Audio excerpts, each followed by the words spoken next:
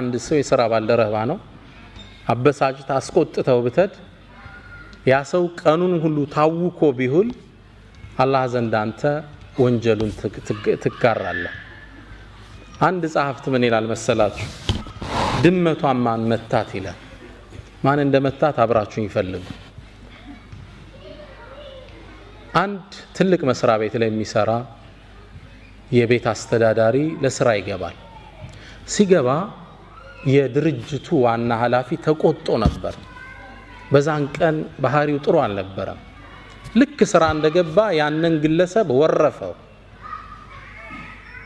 በጣም ሰደበው፣ አበሳጨው። በጣም ተቆጥቶ አእምሮ እንደጋለ ወደ ቤቱ ነዳ፣ ድራይቭ አረገ። ቤት ሲደርስ በሩ ጋር ማን ጠበቀችው? ሚስቱ ጠበቀችው። ከዛ የተቀበለው ሙቀት አዘነበባት።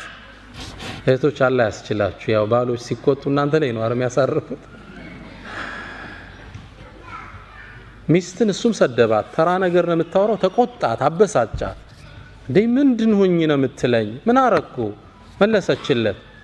ያናገራት ፈቃደኛ ጥላት ገባ። ተበሳጨች እሷ። ትንሽ እርምጃ እንደሄደች ከኋላ ልጇ ይጎታታል። ማማ ምንድነው?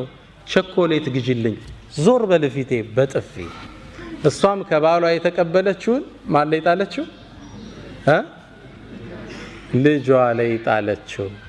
ልጅ ደግሞ እጁ ላይ ለካ ትንሽ ብስኩት ይዞ ነበር። ከስር ድመት መጣ፣ አንጋጣ ስጠኝ ትለዋለች። ቤቢ ደግሞ ተበሳጭቶ ነበርና በካልቾ ጥጋ ደረሰ። ድመቷን ማን መታት? ማን ነው የመታት ድመቷን? ማን? መሐመድ። የመጀመሪያ አበሳጨው የካምፓኒው ማናጀር። ተስማማላችሁ?